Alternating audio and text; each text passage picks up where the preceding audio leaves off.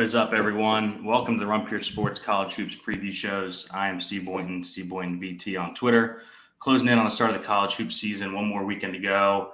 Got to get through the weekend, and then bam, opening night is Monday night. We have covered Big Ten, SEC, Big East, Big 12, and ACC so far. You can find them all on YouTube or in podcast form on Apple Podcasts, Spotify, as we complete each conference. We're here tonight to discuss our last conference in our series, the Pac-12, the last season of the Pac-12. Got to bring in my West Coast guy, Gavin, first. Finally, out West, talking about your conference for those Thursday night slates. It feels right doing this on a late night on Thursday. I know you've been busy diving into opening night bets. How's that going so far? The chips are already getting sprinkled on colleges that you would never want to bet on with your most hated enemy's money, but that's called opening night of college basketball. Yeah, we saved the best conference for last. Maybe I'm biased, but yeah, no, I'm excited to break this down. We get done with this last one, and then boom, we're off to the races for the year, man. Yes, we are. We got to bring in Mike Kutry now from FTN, Mike Kutry CBB on Twitter, joining us for the first time. We had you guys Stills on the show the other night doing the ACC preview. He was great. Glad to finally get you on, man. How are you feeling going into the season? Hey, thanks for having me, guys. I've enjoyed the last 6 months of hibernation, but college basketball is back.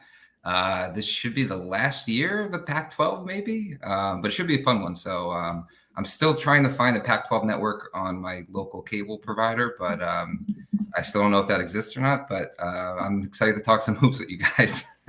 I got a lawn chair in the middle of the Pac-12 network cable station, and I can barely find it on my TV guide.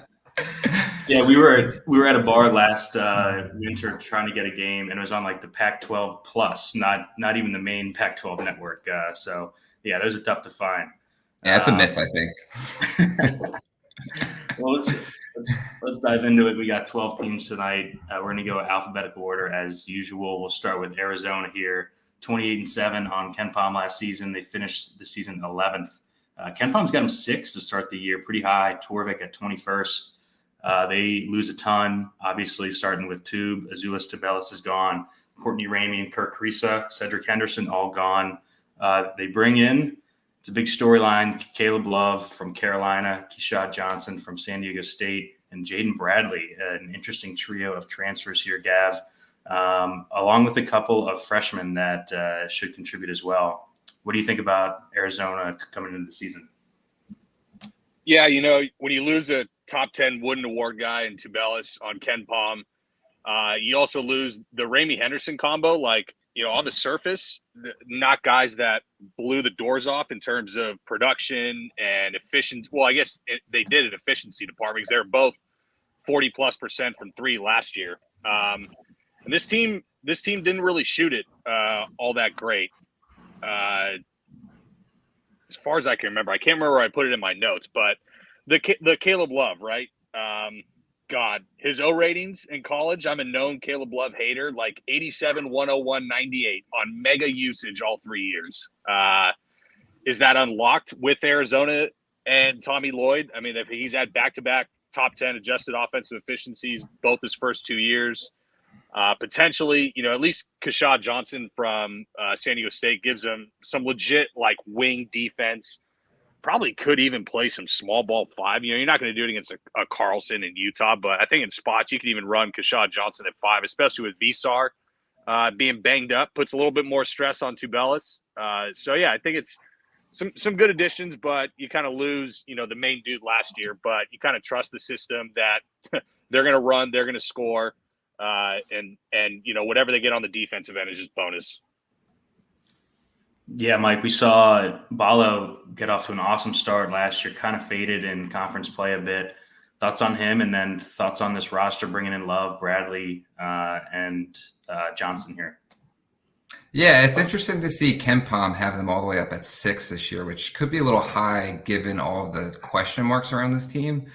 I would say I'm on the opposite side of Gavin, where I'm going to be a buyer of Caleb Love this year. I know that's in the minority for what we've been seeing across the industry, but just looking at Tommy Lloyd's track record and what he's been able to do to bring this kind of Gonzaga scheme and system to a P5 team. I guess if you count the Pac-12 as a Power 5 conference. But like the high tempo, the continuity offense, the high assist rate, great ball movement, he really puts his top players in really good spots to succeed. And I'm getting a lot of Ben Mathurin vibes as far as where Caleb Love's going to fit in this offense. And I think he's going to be unleashed and have a really good year. And if you look at the 2 scrimmages they had already, I mean, he's been great. He's scored over 20 points both times. He's had really good assists and rebound rates as well. He's super involved. To hit on your point on Ballo, I mean, the guy has a ton of talent. He's a friggin' monster, but he's shown inconsistency, especially in conference play last year, which kind of scares me a little bit. But you know, Tommy Lloyd has brought in a lot of these international unknown bigs that, if you look at Gonzaga's history, or I should say Gonzaga's history, with Tommy Lloyd doing a lot of the recruiting of these guys, they've been successful. So I think 1 or 2 of them are probably going to pan out and help Ballo out down low. But like Gavin said, the defense, I think, is the big question mark here. You know, they're going to play fast. You know, the offense is going to be good. They do have a huge hole to fill in Tubelis, and, you know, Tommy Lloyd's system usually plays inside out. So I think there's going to be a lot more reliance on the perimeter here. But their perimeter is pretty deep. You have Boswell, who's primed for a breakout year. I already said that I like Love a lot. Jaden Bradley I've been a fan of when he was over at Alabama. So KJ Lewis comes in with a lot of promise too. So I think we see a little more perimeter-oriented team. They took 37 threes in their last scrimmage, which is a ton. So if the backcourt can pan out and the defense is there, I mean, this is the clear favorite in the league. But again, a lot of question marks. Yeah, pretty strong backcourt here with the Love, Bradley, Boswell trio, Gav. Boswell, I think, was a reclass Frosh last year. Yep. Clear breakout guy, like Mike said. Really excited for him. I think, you know, the minutes bump up into at least the mid-20s here. Thoughts on him and Bradley coming in from Bama? He was kind of log jammed there at Bama, but was a top 100 guy last season. Yeah, I mean, there's a ton of talent with Boswell, Caleb Love, and Jaden Bradley in the backcourt. Arizona's been 173rd and 209th in turnover percentage the last 2 years. Like, if you want to kind of nitpick a weakness of a pretty good team, we probably should have brought Boswell up initially.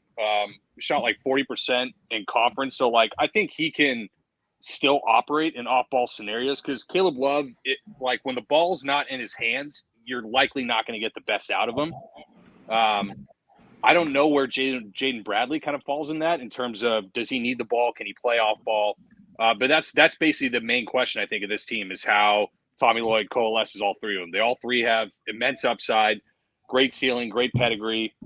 I think choosing between each of the 3 on any given DFS night is going to be a disaster, but it's going to be good for Arizona. It's just like a perfect team for like regular season play, in terms of the run and gun, get up a lot of threes, get a lot of possessions. The better you are, the more possessions you typically want.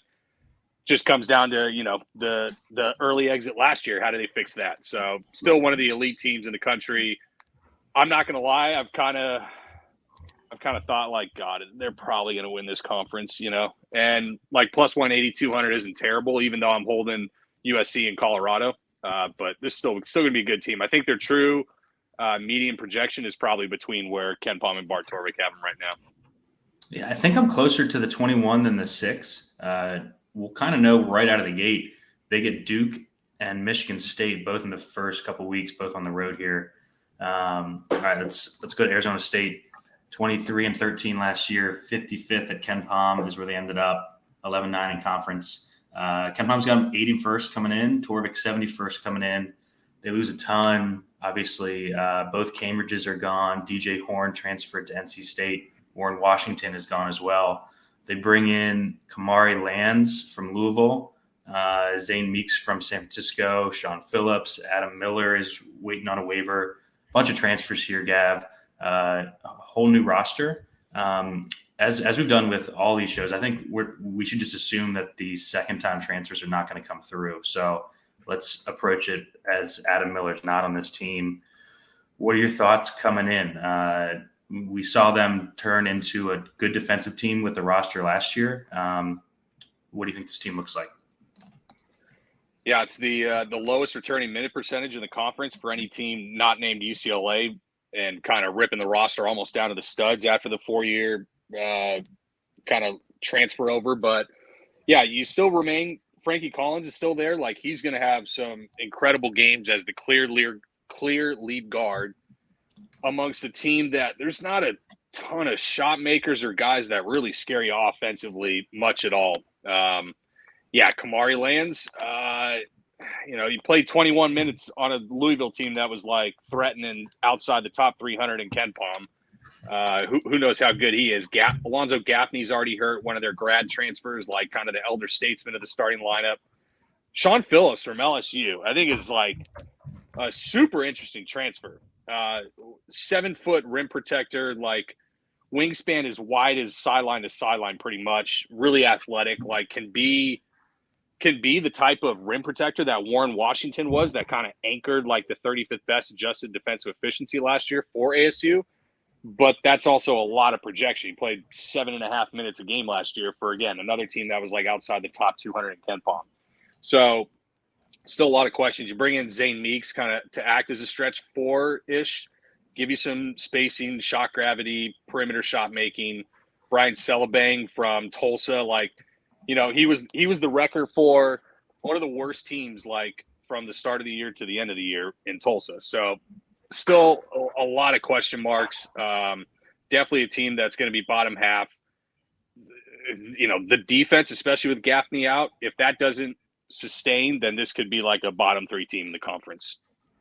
Yeah, lots of turnover here, Mike. It seems like it's going to be Collins and Jemiah Neal kind of running the show, and I'm not sure what to expect from the rest of the roster. What do you think? Yeah, there's not too much to like looking at this roster up and down. And then you look on the sidelines and you have one of the more volatile coaches in the country. Yeah. You look at their success last year, and Gav touched on it. They're 35th in the country per Ken Palm defensive efficiency last year. And that's kind of where they had a lot of their success, because as we know, these Arizona State teams do not take the greatest shot selection. And their offense is usually kind of all over the place. But the one thing they do have going for them, I guess you can call their backcourt maybe a little above average in this league. I mean, Frankie Collins has showed some flashes of being a really decent playmaker. And then you have Jemiah Neal, who is primed for a breakout. We just saw him have 35 real points in the last scrimmage that they played in. He's shown a lot of flashes last year. He didn't get that much playing time behind, Cambridge and Horn, but besides Collins and Neal's, sheesh. I mean, your next best player is Kamari Lands, who played on one of the worst Power 5 teams in the country last year, and then you have guys who are either coming to a power conference for the first time or played 7 minutes for LSU last year. So I think the defense takes a big drop. I will say that I do think this team with Collins and Neal, with the kind of flashes they've shown, that I do think that maybe they get 2 or 3 wins that we don't think that maybe they're double-digit dogs, like maybe at Arizona or at Colorado, where you don't expect it. I think we see that from Arizona State, but then I also think that we see them lose to like Oregon State and Washington State as well. So I'm not really optimistic on this team going into the year. Yeah, same. I think it's Collins and Neal for DFS for us, Gav, and then leave the light on for like a Phillips. Let's see his role out of the gate, something like that. Any last thoughts here? I was just checking out their non-con. That first Wednesday, they play a neutral against Mississippi State. They've got a neutral against BYU, neutral TCU, neutral Northwestern. Any last thoughts here? Yeah, you mentioned under. I think we got to be careful going about unders, early in the year, but kind of touched on what Mike said.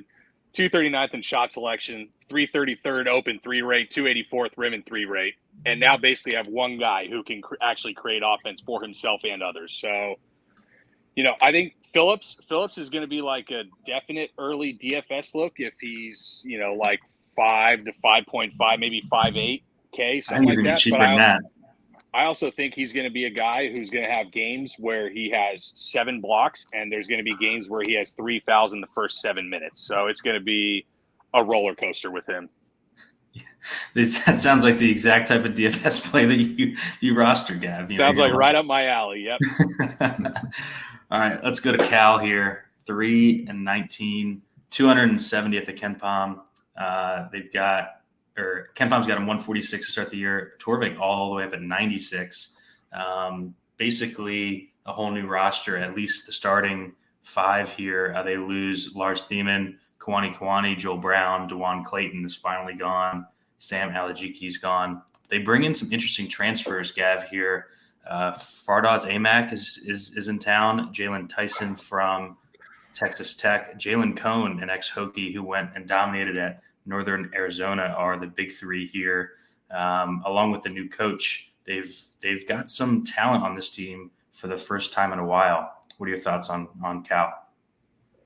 Yeah, it was an epic debacle last year. Like, thank God for Louisville, because 270th and KenPom for a power conference team is just 3 different ways to ugly. They were last in the pack by 3 full games. They were 56 spots behind Oregon State.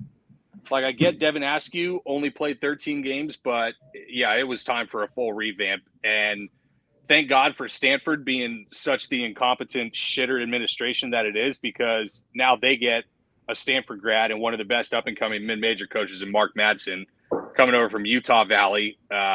This is a team in Cal that played absolutely no defense whatsoever. And Utah Valley had incredible defensive metrics. They were number 1 in rim defense, point per possession, number 4 in half-court defense, point per possession, number 1 in transition defense, point per possession. I don't think that's all just on IMAC, from Utah Valley. So I think it has to be scheme-based. The team definitely takes a step up. I think the rating, they're another team, their median projection is probably between where Bart Torvik has, including the Jalen Tyson waiver is what I'm assuming that ranking comes from, and where KenPom has him at 146.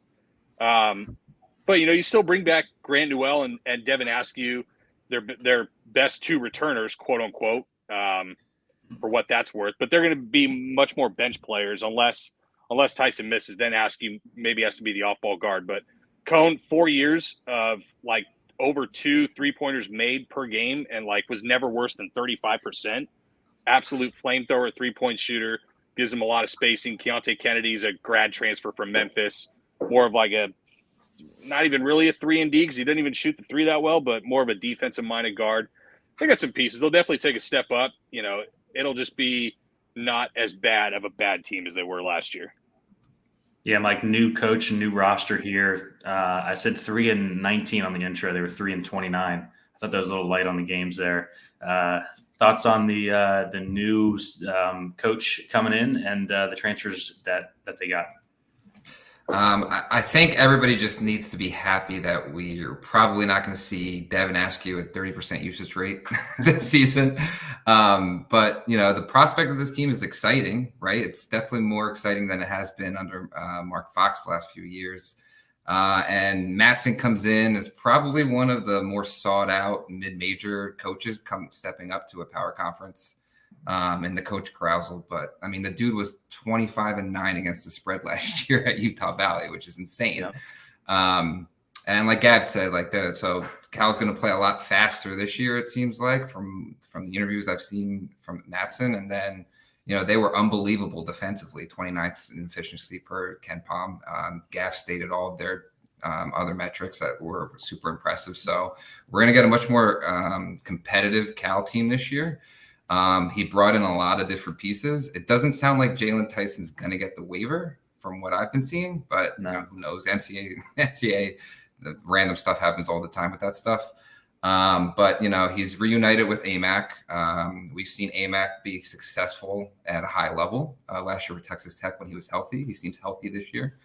And then you have, pieces with Cone, Kennedy, Askew comes in with high pedigree. I think they do lack a little bit of depth, which may catch up with them, especially in conference play.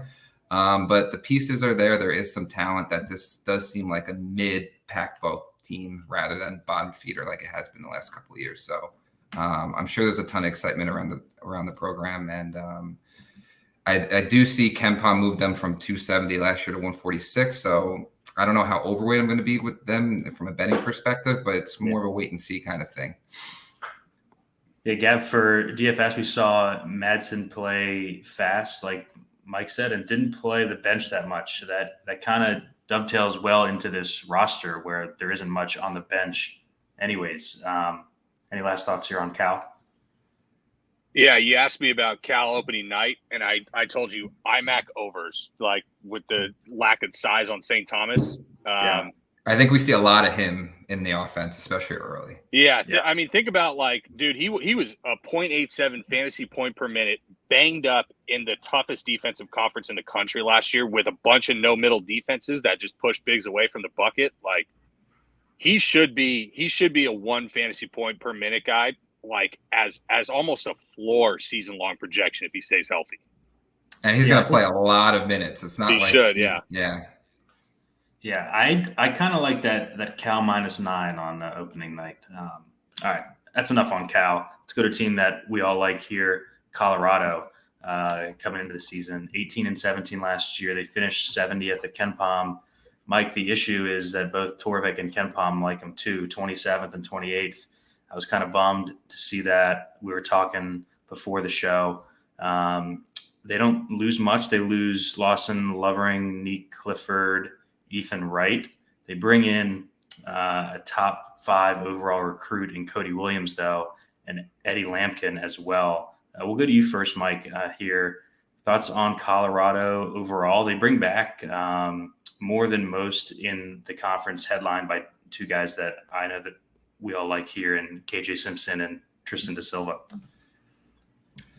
Yeah, you said it, Steve. I was super high coming into the year in Colorado, and then you see KenPom and Torvik and everybody release their projections, which, you know, we all know that the market just kind of follows that 4-factor model, and that's what spreads are based off of. But yeah, it's hard to be overweight them when the market's so high on them as well. But there's a lot to like about this Colorado team. I mean, you have one of the best home court advantages in the country at altitude in Boulder.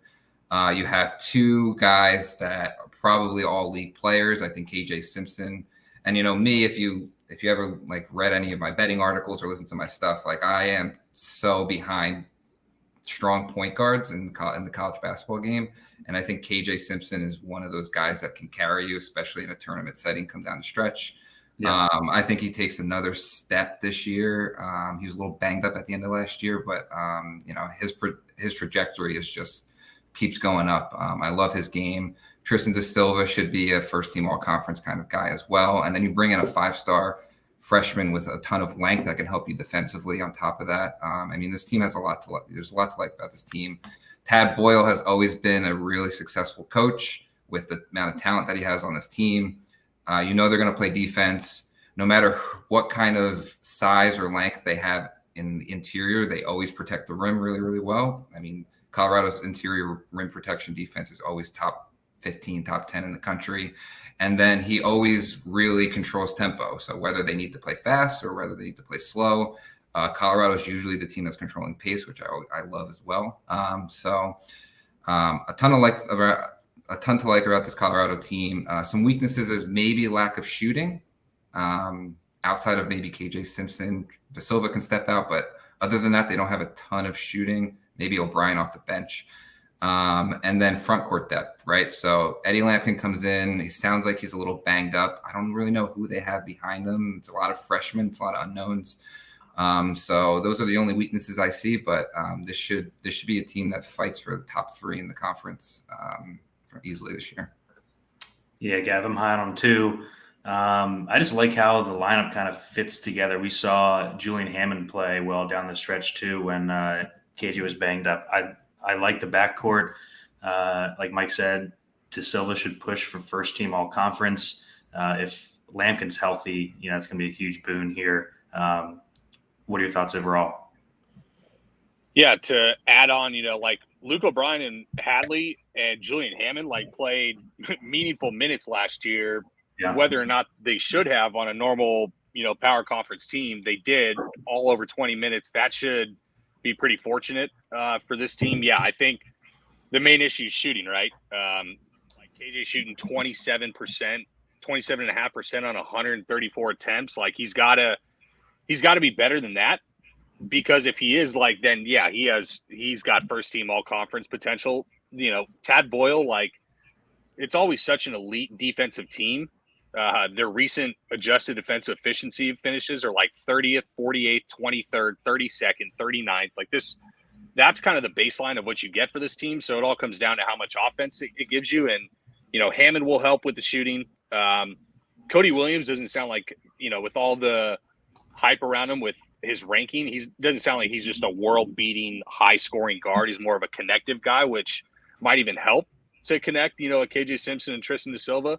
But yeah, Eddie Lampkin moving around, he's got to get healthy because it's ugly after that. But Tad Boyle's never had a team finish in the top 2 of this conference. Like, I'm as a guy who already has a 7-1 ticket.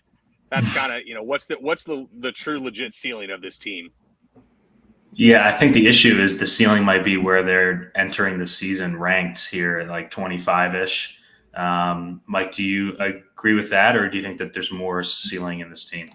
I mean, it's college basketball, so anything can happen. I have a nice 80-1 on them, so I'm hoping the ceiling's higher.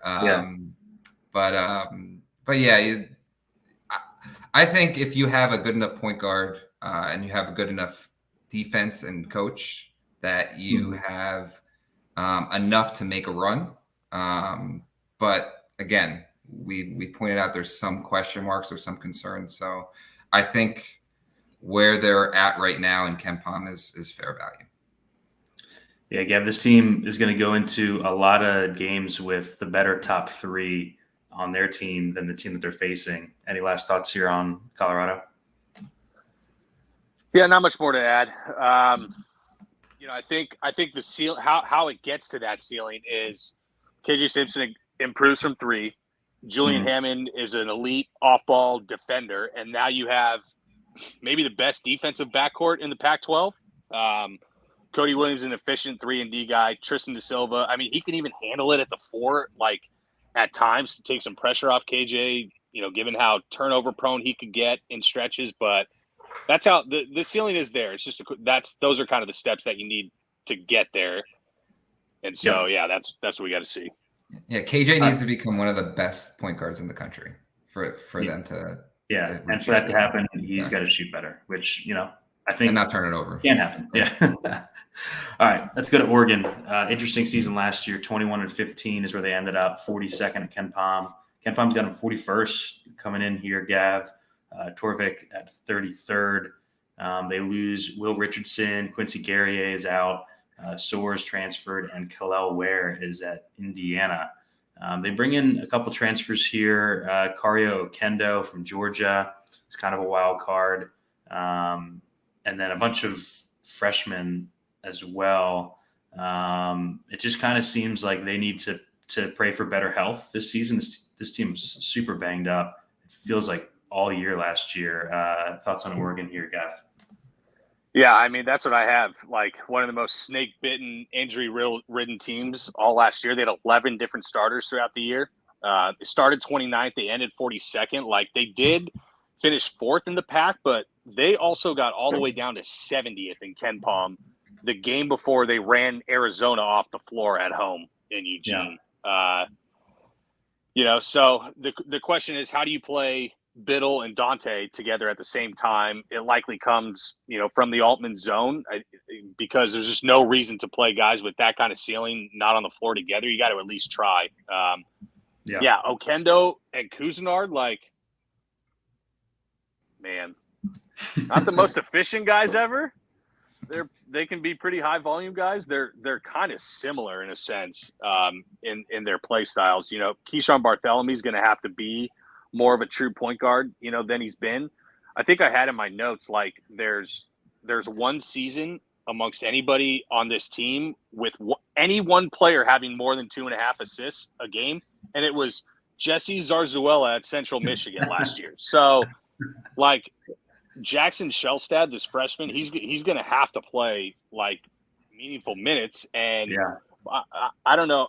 Here, I'll tell you what. Okendo is going to get squeezed out of Dana Altman. Like Okendo and Dana Altman seem like piss and vinegar, like just water and oil. I don't know how these two mix, but they, when you have that kind of front court and Nate Biddle and Dante, you have the upside with a top 10 recruiting class. Like I Fendler brought up 10, 11 to 1 to win the pack. Like I was thinking, I listened to the argument. I don't know if I'd bet it, but I would hear it over like maybe they have a little more ceiling than a Colorado given the unknowns. I don't know. Yeah, Mike, we've talked about a bunch of good backcourts so far. We haven't talked about any dominant front courts here until Oregon with Dante and Biddle. At least the upside there is strong. But like Gav said, the backcourt does have question marks. What do you think about Oregon? The first word I have down in my notes when I was looking through Oregon is just weird. Like I think the range of outcomes for this team is probably the most volatile in the whole conference, right? They could, if you look up and down the roster, just raw, like there's a ton of talent on this team. There's 3 or 4 top 100 freshmen. I mean, Kuznard has potential when he's healthy and efficient. Oquendo can score the ball. Dante's one of the best big men in the conference. Biddle comes in with high pedigree. Rigsby, when he played, showed some flashes. So, like, this team has a ton of talent, but, like, I don't know. The last 2 years under Altman, they've had a lot of bad injury luck, like Gavin said. There's just been a lot of weird things going on where, like, Quincy Guerrier forgot how to play basketball. Will Richardson would go from scoring 30 a game and then, like, take 2 shots the next game. There's just, like, some weird things going on in this program that I have just decided to kind of stay away from a betting perspective, unless they're like huge dogs, because the range of outcomes are just all over the place. I remember, was it 2 years ago where they were in Maui and they lost like by 40 points to somebody? Like it's just been a weird 2 years for Oregon where, I've always been a Dana Altman fan. Like I love the offense he runs. They mix up defenses, but yeah, man, I look at them and I'm like, I have no idea what to expect. But I have been doing some research, and the freshman Mookie Cook is expected to be out until conference play. Biddle turned his ankle in practice the other day. Dante and Kuznard have not practiced the last few days. And then the freshman Jackson Shellstad supposedly going under like medical tests, whatever that means. So it seems like there's more weirdness going on with this program. It's already starting. Yeah, exactly. So, I was looking at that opening night line against Georgia, and if Georgia's getting 5 or 6 points, I might throw some money on Georgia just from the weirdness angle. God, that's terrifying too, betting on Georgia. Yeah, that's true. So yeah. Yeah. Well, they didn't load up the non-conference. Their toughest games are that Georgia game on opening night. They're home against Michigan and neutral Syracuse. They're only games against top 150 opponents, Gav. Any last thoughts here? I think that the backcourt is terrifying going into the season with Okendo, Kuznard, and some freshmen. You have a note here that Altman doesn't like to play freshmen out of the gate very often. I mean, yeah. Who was the last? Can you name the last freshman that Altman just ran out there for 30 minutes a game? I don't even know. But, yeah, 267th in shot selection last year, 288th in shot, or 226th in shot making, 288th in 3-point percentage. I don't know if those problems get fixed by Okendo, a potentially healthy Kuznard, and a couple of freshmen and a Central Michigan guy. I don't know. They're going to have to play inside out. So yeah. And now that Mike's just saying all these injuries, I'm starting to get sick to my stomach. The Pack is in for a long one this year. Yeah, we lost a bunch of money trying to play these Oregon guys in DFS last season with the injuries. Going to try to stay away from that as much as I can this year. Let's go to Oregon State. 11-21 last season, 214 at Ken Pom. Gav is where they ended up. Both Torvik and Ken Pom have them with a slight jump, which makes sense with the progression of this roster. 170th at Torvik, 175th at Ken Pom. They only lose Glenn Taylor here, and they bring back damn near everyone because it's the big freshman class that he had last year, all back as sophomores. Jordan Pope was basically their offensive focal point last season. He was good as a freshman. Thoughts on him, and then how this roster looks like with all these guys being sophomores this season? Yeah, it kind of looks like when they had, Ethan Thompson and Trace Tinkle, like as freshmen, and they just kind of really built it from the ground up. I mean, you still have Akano there as a redshirt senior. He's kind of the elder statesman, but outside of that, it's sophomore, junior, sophomore, like for the starting five. Jordan Pope was awesome last year, man. Like 109.0 rating for the year, 108 in conference. I mean, that's awesome for a freshman when you're the top of the scouting report for a team. I don't care how bad your team is. Bilodeau was like the Gatorade Washington Gatorade Player of the Year, I think, as a senior in high school. And Ratai just went down with an injury, I think he sent to me before the season or before the season starts. So, like, Bilodeau could be really interesting as someone who gets more minutes than expected on the team going in. And, like, he had some pretty decent rates. It's pretty much like I would literally not take Jordan Pope off the floor until he broke his leg or passed out and died. Like, play him every minute. He should be the highest usage in the conference. Just let him sink or swim, because he's the core of any sort of future possible success this team might attain. Let Bilodeau kind of come around for the ride. Ratai was supposed to be a guy too, but like Casey Ibekwe might be a sneaky rim protector as well. He might get some minutes early. 6'10" sophomore, pretty good like block per 40-minute rate. So those are kind of the guys I think we're looking at going into the year. Yeah, Mike, that might be be what Tinkle does, just to try to save his job here and coach these guys next year. Thoughts on Pope and the rest of this roster?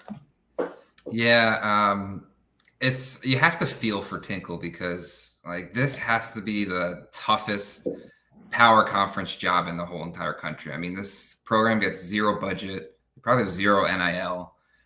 It's probably impossible to recruit in the West Coast to come to Oregon State to play basketball. But like you look at his track record, and he took this team to the tournament 2 times under his tenure, and kind of out of nowhere, right? I mean, he did have his son play, and he was fortunate to get the Thompson twins, or Thompson brothers, I should say. But yeah, I just feel for him, because I do think they're competitive at least every single year. They're tough, they're physical, they give teams a hard time. And he does find some diamonds in the rough, and Jordan Pope is a perfect example. The guy can ball. So, I mean, exact same team pretty much coming back. They are probably bottom 2 talent level in the conference, but I do think they're going to give teams a hard time, which is commendable. Yeah. And, I do expect after the Pac-12 restructure after this year that Jordan Pope probably ends up transferring somewhere, because I doubt he's going to stay whatever the hell happens to Oregon State next year. But yeah, I mean, it's pretty much the same as last year, in my opinion, where, like Gavin said, you're going to have to play. Jordan Pope's going to have a high 20, low 30% usage rate to have a chance against any of these teams. It seems like Jordan Pope is going to be a staple of our Saturday night DFS roster. That's for sure. The night slates for sure. Yeah. Interesting spot early, Gav. Neutral against Nebraska, that second Saturday. Torvik's got them as a 9-10 point dog on a neutral against Nebraska. I think that's interesting. All right, let's move on. The way I have alphabetically, I have Southern Cal next instead of Stanford. So we'll go Southern Cal next. A team that I know all three of us are excited to talk about here. 22-11 last season, 45th on KenPom. But the same issue that we had with Colorado, is the projection systems like them too. Torvik's got them all the way up at 9th, Gavin. He's taking his pants off right now, off screen. And KenPom 21st. Gav, we'll go to you. USC alum here. They bring in Collier, top 5 freshman. DJ Rodman from Washington State. Really, really like the starting 5 here. Yeah, you bring back a first-team All-Pac-12 guy in Boogie Ellis. 17 and a half a game. That's great. Josh Morgan, really sneaky interior rim protector. I sent out a tweet that there was 3 people I think that had a better per 40 block rate than Josh Morgan. and it was like Colin Castleton and I can't think of, but it wasn't like Janai Broom, Zach Edey, none of these guys. Like Morgan is kind of a good middle piece for the zone. Kobe Johnson, man, I'll tell you what, his brother might not want to play basketball very much, but damn, he is such an elite defender. He might be like the conference defensive player of the year, in all honesty. He has that type of upside, jumping in now, I think, to his third year. But, you know, he played well as a 3-and-D guy. DJ Rodman was kind of a nice connective 3-and-D swing forward for Washington State. We'll see what Collier is, you know, like, don't get this draft class confused with last year's draft class. It is not the same in any sort of regard. So the number one recruit could be a little bit relative. But yeah, still, you know, one of the better backcourts in the country. You know, the upside of this team was like in 2 games against UCLA, they were plus 11. And in going against Oregon State last year, they went 1-1 and they were net -2 in those games. Like, you know, that's kind of the swings of USC.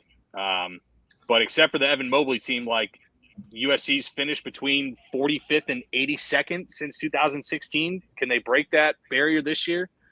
You know, I would sure hope so. Some might call it the greatest institution in America, but. Gav, I found that tweet. You have USC top 3 in 2-point percentage defense each of the last 3 years, and top 10 each of the last 4.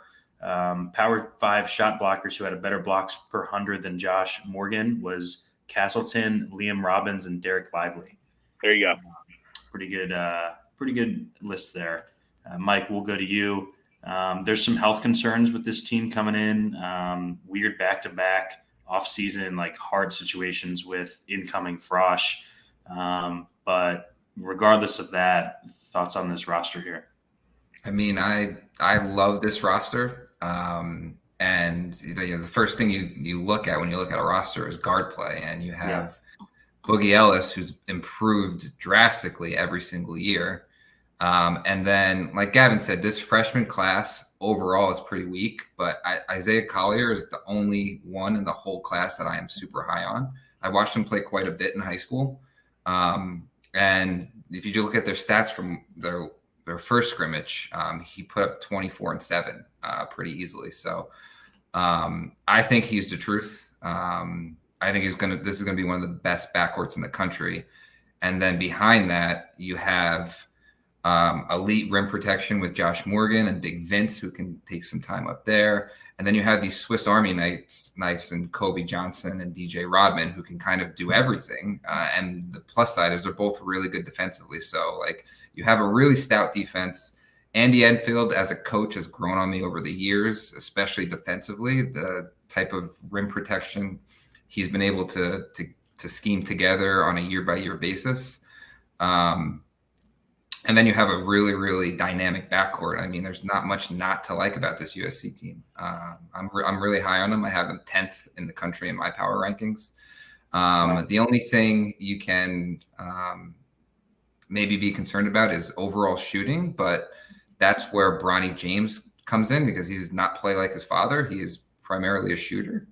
So if you have him coming off the bench, if he's healthy, that adds that missing piece. So I think that's an important piece that they need. But yeah, I'm super high on USC. I think they are neck and neck with Arizona as the top team in this conference. Yeah, Gav, we took some USC to win the PAC. We're on USC the opening night against K-State. I think my biggest concern is the health with Iwuchukwu and Bronny, just because of the depth, right? Like the depth on this team isn't great. But for us at DFS, I think Enfield is just going to ride, especially the guards, for a ton of minutes here, and we're going to be playing them early and often. Kobe Johnson's even good for DFS, 0.84 fantasy point per minute, just because the peripherals are so nice there. Any last thoughts on your team here, Gav? Yeah, it's like Enfield has run a very heavy zone scheme when you look at the synergy frequency percentile rankings, but like, man, there's so much athleticism on this team. Like, go get out and guard some passing lanes and put some pressure at the point of attack. Yeah. If that's the case, like if they are playing man this year, like Kobe Johnson is good. I don't really fade guys against tough defensive matchups, but like there's going to be times where a two or especially like a small forward is going up against Kobe Johnson, and it's going to be a rough go for him on a DFS slate. Yep, agreed. All right, let's go to Stanford. 14-19 last season, 84th at Ken Pom. Both Torvik and Ken Pom haven't taken sizable jumps here. Torvik 35th, Ken Pom 42nd coming into the season. They lose Harrison Ingram to UNC. Michael O'Connell, I don't know, we saw him somewhere. And they add Jared Bynum. That's a nice trade for Stanford, I think. Michael O'Connell for Jared Bynum. And a couple of Frosh are coming in as well. Mike, we'll go to you first here. Stanford, big jump from the projection systems. Do you buy it? This is an old ass roster. Lots of grad students on this roster. It's hard to buy the jump just because of the success or lack of success that Jared Haas has had in his tenure as coach at Stanford. I mean, every time somebody gets a little bit excited about this team, they just underperform by a lot. If I'm looking at the roster, again, there is some things to be excited about. Like you mentioned Jared Bynum coming in. I'm a huge fan of Jared Bynum. I think he did an awesome job while he was at Providence.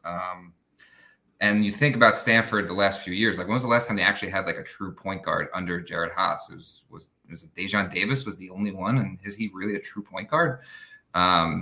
So like I think Bynum coming in may be able to help them or help him get off this super hot seat he's on and break the glass ceiling that they can't that he can't break through. And then you have elite shooting, like Michael Jones and Spencer Jones, both are elite shooters. Brandon Angel has a ton of potential. It seems like he can't really put it together, but I mean, the guy has great size and great skill set. So, and then you have two really, really, promising freshmen coming in Stojakovic and Carlisle. So there's a lot of talent on this team. You finally have a point guard. You have a lot of shooting. You probably can knock off a couple of these better teams in the conference just by having an on-shooting night and having a point guard who can distribute the ball.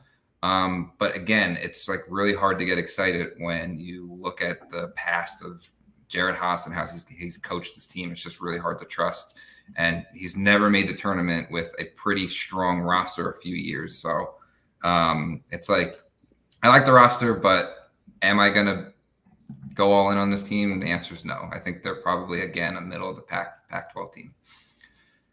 Yeah, I mean, he's had NBA players come through too, and Exactly. hasn't really done much with them. Gav, the defense last year was really bad, 157th at Ken Pom. That's going to have to improve. I think that the Torvik and Ken Pom rankings are way too high. I was just looking at their early season sched. They have a neutral against Arkansas that's projected +2. It doesn't seem like enough there against Arkansas. Thoughts on Stanford here? Yeah, you're trading Michael O'Connell, who's obviously just so dog, and Harrison Ingram, who held some of the point forward duties for Jared Bynum. I think Bynum helps the steadiness. I don't know if the ideal fit in Ed Cooley's system. The thing is, like Mike said, there are shooters in abundance around him. You want to talk about the streakiness of this shooting? This team, from the start of the season till February 3rd, had the 205th best three-point percentage, okay? From February 3rd until the end of the year, they were the second best three-point percentage in the country. Wow. So that kind of speaks to, like, in any given night, if this team is lighting it up from the perimeter, in which they can, they could beat some good teams. Like Spencer Jones, man, I was looking at some of his numbers. God damn, this guy's a machine. Like fourth best O rating in the Pac-12. He's a top 16 offensive rebounder, top 15 in block and steal percentage in the conference. Shot 41% from three. Like three straight years as a one. Like play him 32. Like, damn, he was really friggin' good. 0.92 as just not a guy that you were ever, when the slate opened, you're like, oh, I can't wait to play Spencer Jones, But he was so good. Like Reynaud supposedly played really well for, I'm assuming, France with that name. in Yeah, FIBA, he's French. but like he played really well in FIBA, showed some stretch capability. 0.86, and if he can shoot it better from three, maybe that ticks up. But Jared Haas is the worst coach in the conference. And not only is Jared Haas the worst coach in the conference, but I will echo it again that Stanford not hiring Mark Madsen is the most egregious and incompetent institutional breakdown in college sports in a decade. At minimum, you can't hire your own grad at the top of every team's coaching carousel. That's the thing. It's a good team, but it's just so dragged down by the worst coach ever.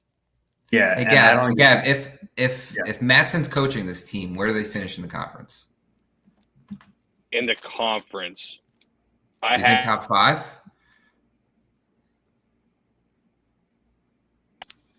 Probably close. I just got a call there. No, I'm here. So I have them finishing 8th. I would say they finish 6th behind USC, Arizona, Colorado, Oregon, UCLA. But they're the top of that kind of next tier of the teams of the conference. I think that's fair. I was going to say, I don't see the defense improving that much, just bringing in Bynum here. Well, I think Madsen would cure a lot of that, frankly. Well, I'm talking about the team that's actually going to play here. Okay, fair. 157th is just not going to cut it.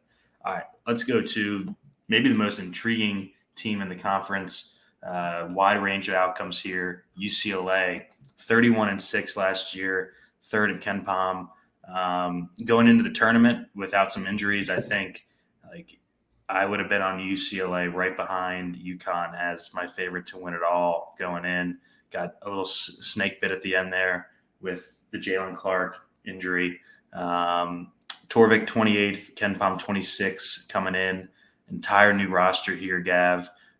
They lose everyone from last season. Jaime Jaquez is gone. Tiger Campbell is gone. Jalen Clark, Amari Bailey, David Singleton. The only 2 returners that matter are Adem Bona and Dylan Andrews. But they bring in a lot of Frosh and a lot of Euros here. This is kind of a different look for a team than we've really talked about in all of our 6 shows. How do we approach UCLA going into the season here, Gav? Your guess is as good as mine. This will be the first team that Mick Cronin coaches without Tiger Campbell at point guard, starting. With a couple guys who are potential first rounders, like Adai Mara is being talked about in the lottery, even if he doesn't play this year. And they have guys who aren't even cleared to play eligibility wise with the clearinghouse. As of now, 96 hours before tip. I mean, this is my wide range of outcome teams. If you told me that Mick Cronin assembled the pieces of Adem Bona, one of the best bigs in the conference, but he's going to have to do it on a much longer minute span, likely. Dylan Andrews at the point. Oh my God! You only play 11 minutes a game because Tiger Campbell started every game for 4 years, but former top 50 guy. There's upside in the pedigree. Bona, couple first rounders, and Lazar Stefanovic is shooting well from 3 as a streaky guy. He was 37% from the field and 36 from behind the arc, just to give you an idea of how he shoots. So, yeah, if this team finished in the conference, I wouldn't be that surprised. I would just chalk it up as it's the same Mick Cronin year that he had his first year at UCLA when he brought in Tiger Campbell and he brought in Jaime Jaquez as a freshman and was kind of playing around that core. And if you told me that they were challenging for first in the conference, I don't even think I would be that surprised either with the kind of talent that they have and the kind of coaching that they have. Yeah, I'm kind of in the same boat. This is just the range of outcomes is pretty wide here.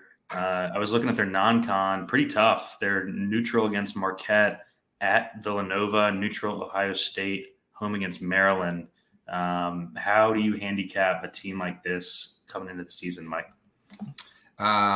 It's hard to, if we're being honest, but I see Ken Pom has them at 24, and I think that's incredibly too high. I mean, I'm the biggest Mick Cronin lover there is, but you have you didn't just lose, a lot of starters. You lost like the heart and soul of your team with Tiger Campbell and Jaime Jaquez. Like those guys, helped rebuild that program when Mick Cronin came, and he hasn't had a team since, or he hasn't had a team without those two. So it's basically starting from scratch. Gavin alluded to this before, but there's a lot of newcomers, but Mara, and then I'm going to butcher his name, but Buya Tunkel, both are not cleared yet. They're both not cleared yet. I was hoping that you would take the first stab instead of me. Exactly. I tried. I gave it a try, but they're both not eligible yet. And everybody has Bona pegged for a breakout, but I don't know. I don't see him putting up huge numbers as a center. Like a lot of his offense came from Clark or Campbell setting him up for easy dunks last year. I don't really see him as a dominant post player. He's great defensively though. And then there's a lot of question marks, right? Like Dylan Andrews hasn't played much. I think he's primed for a breakout year. I think he's going to have a high usage rate. But who knows how efficient he's going to be. It does seem like Sebastian Mack, the freshman, is pegged for that 2 spot. I did see him score over 20 in their scrimmage, played a lot of minutes. And then you have a lot of question marks, like, is Stefanovic going to start? He wasn't that great at Utah. And you have all of these international guys coming in with who knows what kind of eligibility, who knows what kind of pedigree. It's really hard to judge. So I think 24 is too high. I'm a little lower, I guess, than the market on UCLA, even with Mick Cronin is going to have this team playing, hard-nosed defense and going to be very connected. But I think I'm going to be underweight them to start the season, and then I can see them start to figure it out come conference play, and maybe I switch, but I'm going to be underweight them to start the season, to be honest. Yeah, I watched a bit of their scrimmage. I think it was last night. I think Sebastian Mack's going to have a decent role out of the gate, depending on the eligibility of this guy.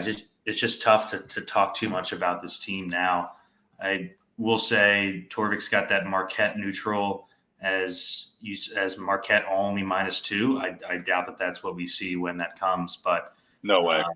That's something to monitor for sure. With the computers being so high on this team, and I mean, we're seeing the opening lines are just a copy and paste from Ken Pom. So that's something to keep an eye on here. All right, let's move on. We got Utah next. 17-15 last year, 75th at Ken Pom.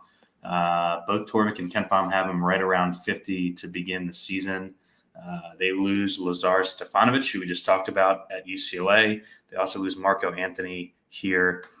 They bring in a couple transfers. Lawson Lovering, I think, is going to start for them from Colorado.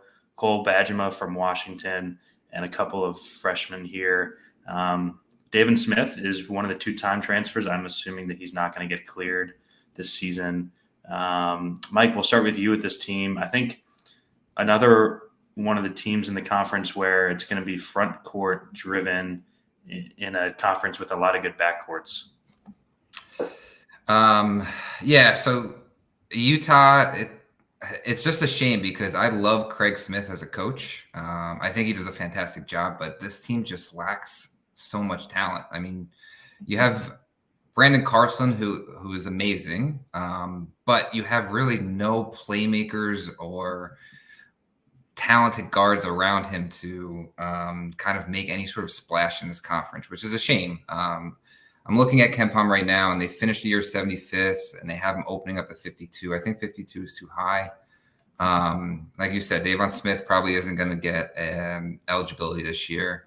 And they really don't bring in a lot of help from last year, right? You have Worcester, Matson, you could bring in a shooter, Benjamin, but there's zero playmaking ability in this backcourt. It's just really tough to get excited about this team. And, I wish Craig Smith was able to bring in more talent because, we saw him at Utah State when he did have a little bit of talent, make some noise and be very competitive with some really talented teams. But he just hasn't been able to assemble any sort of, exciting rosters at Utah yet. So I think they're going to be a little below middle of the pack. And I think we're going to see a lot of Carlson usage. but that's really it. Yeah, Carlson, an absolute dominator in DFS, 1.11 fantasy point per minute last season. Gav, what always wants us wanting more with Carlson is the minutes. Only 29 per game last season. Is he just not capable of playing 30? You know, it's just tough to spend on a stud that's not giving you 30. Thoughts on him and then the rest of this roster here? Yeah, and even last year, like Keba Keita was the tallest non-Carlson guy, like as a 6'9" power forward, kind of playing as the backup center for Carlson. Now they have 7'1" Lawson Lovering from Colorado and a 6'10" Frosch and Jake Wallen, who apparently isn't bad. So, yeah, I think a couple ways to quantify, because I agree with a lot of what Mike was saying. Like a team that's 246th in shot selection was 287th the year before. Like there's just no off the bounce creation whatsoever. All sort of offense has to be driven from scheme. And, you know, there's been improvements the last 2 years, 75th from 122nd year over year for Craig Smith. And the team is, you know, right near the top in terms of returning minutes. But, like, what is the ceiling on this team? I think this is one of the most narrow range of outcome teams. Like, I don't think they have a prayer to finish in the top 4, probably top 5, like, unless UCLA is just biblically bad and doesn't have eligible guys. But I also think it's really hard for this team to finish like in the bottom 3 or 4, just with having the most versatile big men in the conference and Brandon Carlson. Davon Smith, I was looking like, I don't think he really means boo for this team. 98-0 rating, 43% effective field goal percentage. This guy shot 44.8% from the free throw line on 29 attempts. I swear to God, I would hit 45 free throws if I got 100 shots right now. Like, you know, 26% on 46 threes and only 46% of his twos within 5 feet. Like, I think he's kind of non-factor, so I wouldn't even really equate him into the whole thing. But, yeah, I think probably right around where they should be. It's probably a team that's going to finish between 45 and 65. Yeah, I'm kind of with you there. It's interesting how we've talked about all the backcourts, and then it's like Oregon and Utah are both going to play 2 7-footers. We'll see how that works out. All right, let's go to Washington here. 16-16 last season. They end up 107 at Ken Pom. Ken Pom's got him 78 coming in. Torvik 72nd. Gav, we'll go to you first. The losses here. The list is long. It's Keon Menafield is gone. Cole Bajema, who we just talked about. Noah Williams, Jamal Bay, PJ Fuller, all gone. They add Moses Wood, transfer from Portland, Paul McCahey from Rutgers, Severe Wheeler from Kentucky, and Anthony Holland from Fresno. Oh, your guy Wilhelm Breidenbach is here. Yep. He's been starting in the scrimmages. Oh my God! Don't tell to Gavin. I'm serious. He's been starting. Is he still wearing the goggles? Oh man, I think so. Yeah, this is an old as shit roster. They could start like 4 grad students here. You know, they needed to get some help around Keon. It looks like they might have. What do you think? Yeah, so Mike Hopkins, that's obviously one thing. So whereas Wayne Tinkle kind of just kept with his core, he's building from the ground up, even as a coach that could be theoretically on the hot seat if Oregon State wasn't just the brokest academic institution in the Pac-12. Mike Hopkins went to the portal like a man whose ass is literally on fire right now, and just said, everybody come to Washington. We'll take anybody. I don't care how it fits together. We'll just take anybody who wants to come. So, like, Severe Wheeler, Paul Mulcahy, right? 2 guys, 2 good individual players in their own right, okay? Both of their last 2 years combined, they have taken 222 three-point attempts, okay? Tyler Perry took 269 last year on the slowest team in America, just to give you an idea. So Keon Brooks shooting 30% last year. When you put 2 guys that don't really space the floor around him and you have a 5, whether it's Frank Kepnang or Braxton Mia, who are non-entities beyond 10 feet, like the roster construction kind of scares the shit out of me with this team. Even for, as old as they are, 9 majority minute guys. There's 5 grad transfers, 2 seniors, a junior and a sophomore. They're definitely old.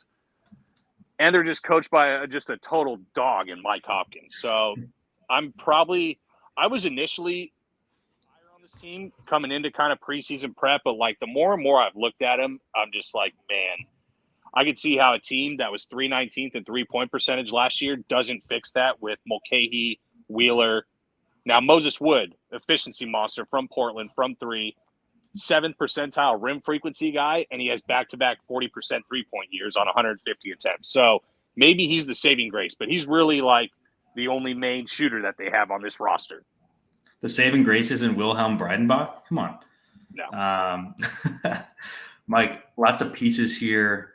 Gav brought up the point that I was going to make. How do they fit together? We obviously love Keon Brooks, had a monster year last year. Overall, thoughts on Washington? Yeah, it's an interesting roster. I think there's a ton of talent here. And I think if you have an elite coach, this team can actually be very good. It's just, do you trust Mike Hopkins? I don't know if you do. Like Wheeler and Mulcahy on the court at the same time, you have 2 pass-first guys. Like, where's the scoring coming from the backcourt? It's tough to see.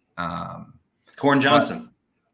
Corin Johnson has showed some flashes last year. Yeah. I mean, he can score the rock. Moses Wood can score as well. I think Keon Brooks is a first-team all-conference guy. And then you have Mia and Kepnang kind of splitting the center position. That's pretty good rim protection, and both of them can score on offense too. So, I mean, there's a ton of talent here. It's just, will Hopkins figure it out and put it all together? That's the big question mark. And I even think, right, obviously we all know Hopkins is going to play that 2-3 zone, as he's a disciple of Boeheim from Syracuse. And I think the 2-3 zone has gotten a bad rep the last few years, pretty much because Syracuse, Boeheim's been running it out with very small guys like Joe Girard and non-athletic guys, and they've just been getting crushed.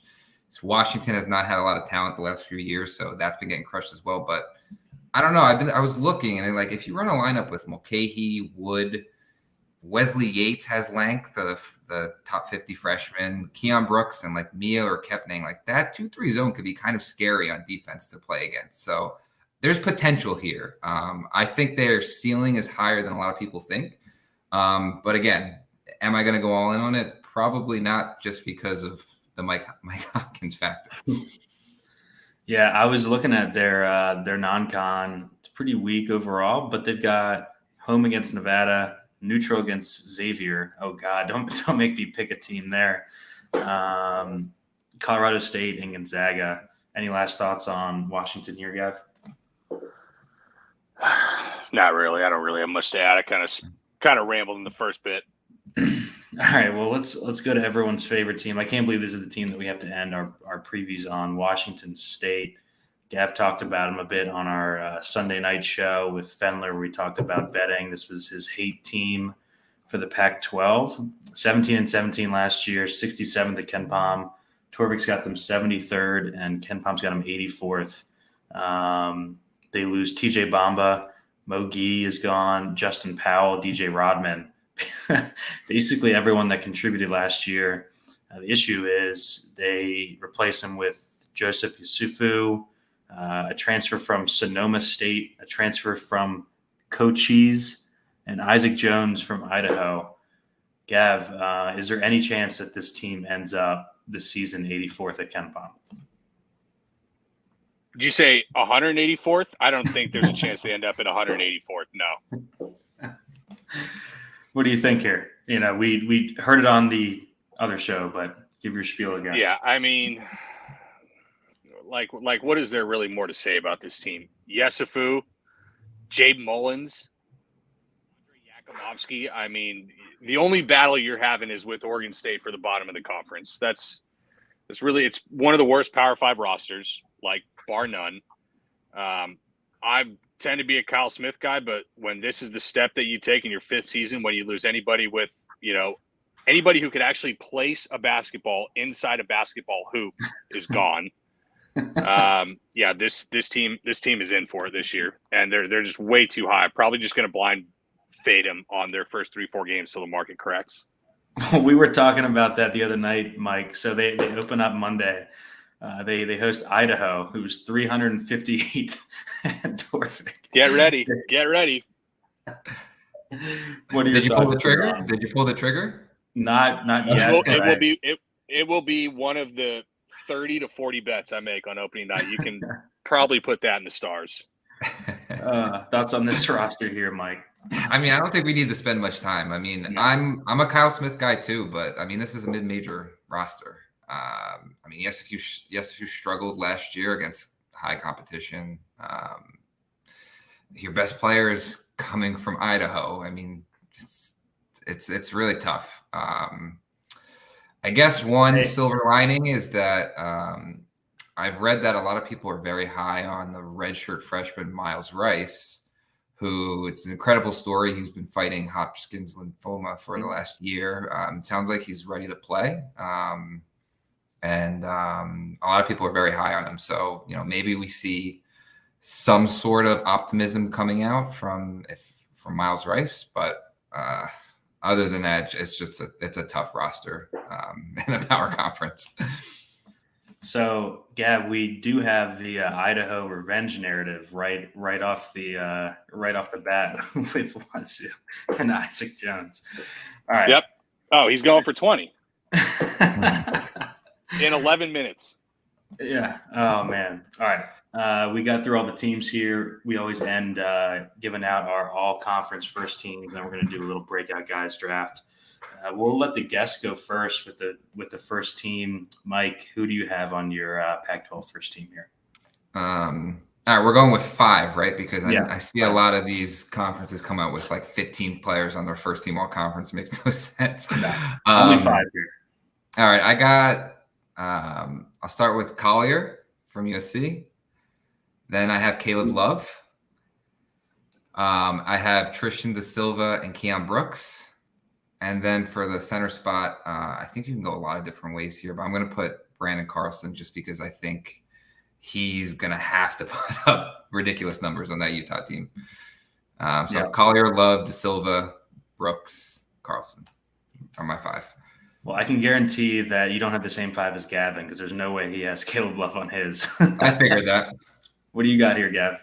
No, I like how Mike actually constructed an actual basketball team with a point guard, a couple wings, a big, it makes sense. I just went the more traditional route and went 13 players on the first team. So I'll start out. No, I went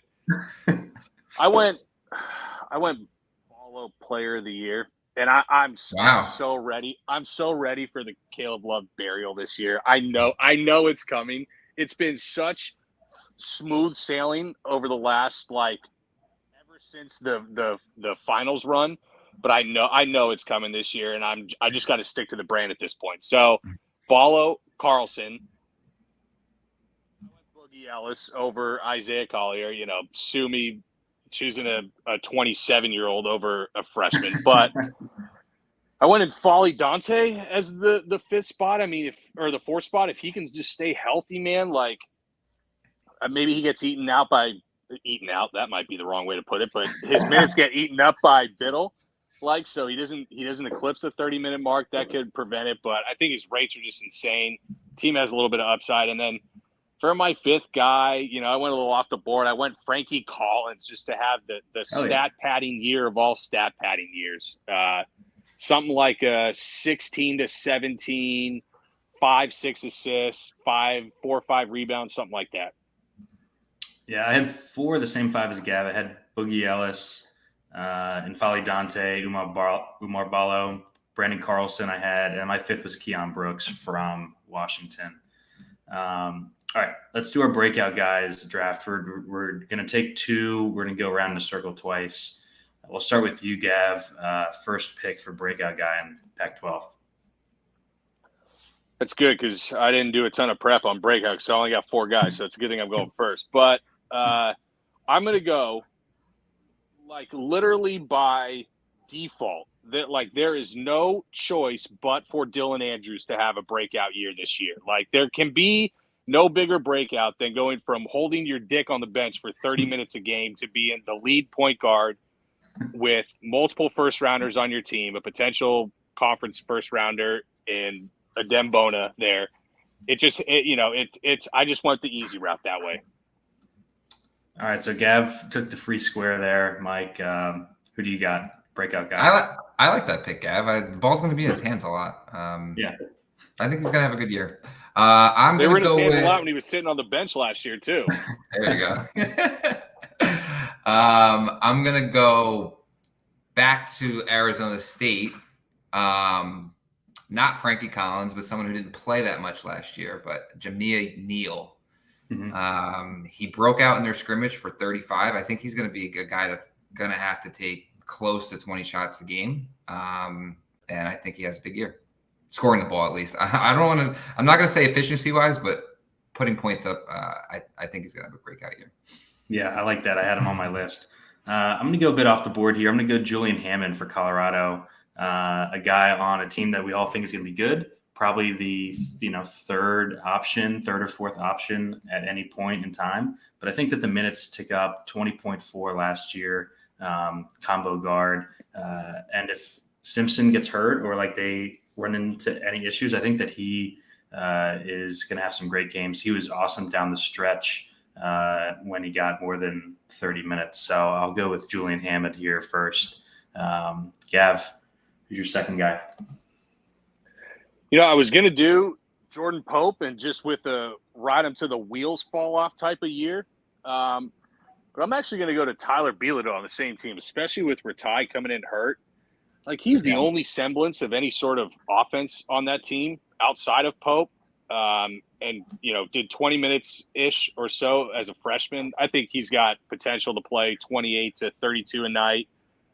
He's got good per 40 rates. He could be a really interesting DFS piece early on. They probably need a pace up because Oregon State's a pretty slow team overall, but I think he's in for a pretty big year for kind of an unheralded. I like them greasy, disgusting second picks for these breakout guys. Yeah, that's actually not as greasy as usually go. So I like that. All right, Mike, who you got here? I'm going to go with one that's pretty obvious. I'm going to go to Arizona and Keelan Boswell. He's going to play point guard minutes. If Gavin is right and Caleb Love kind of wheels continue to fall off, they're going to need a lot from this guy. So yeah, starting point guard for the best team in the country. Didn't play too many minutes, or not best team in the country, best team in the conference.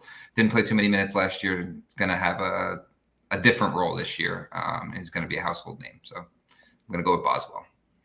All right, I will wrap us up here. I'm going to go Corin Johnson, who we touched on a bit from Washington. We talked about how we weren't in love with how, the import guards were going to fit with this roster.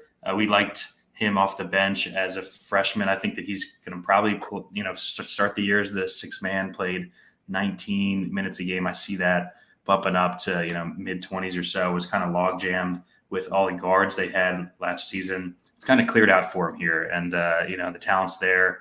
And I think that he could push into the starting lineup at some point. So I'm going to go with Corin Johnson as my second pick. All right. Wow. Look at us. We are under an hour 20 here. We are done with all six conferences. We did it. We are a couple days away from tip. I'm super pumped. Gav's super pumped. Mike, let everyone know where they can find you here at the end of the show. And thanks for joining us. Yeah, you can follow me on Twitter. I'm pretty active there. I'm Mike Kutry CBB. And I'll have a ton of content over at FTN Bets. And yeah, I'm excited like you guys, get in the DFS streets, beat the books a little bit, especially early in the season. Fade Washington State, bet USC, and there we go. Yeah, we have some weird early season mania qualifiers too for the college basketball DFS guys. That's wild. Yeah, it just makes stuff up over there, I think. Yeah. So us three will be batting. I'm sure we'll be in the same lobbies all season. Mike, thanks for hanging out with us. Gav, I'm sure we will be texting about Lindenwood sometime soon. And Idaho. Idaho plus what, 30? 21. Oh, God. All right. Let's get out of here. For Mike, for Gav, I'm Steve. We'll catch you next time.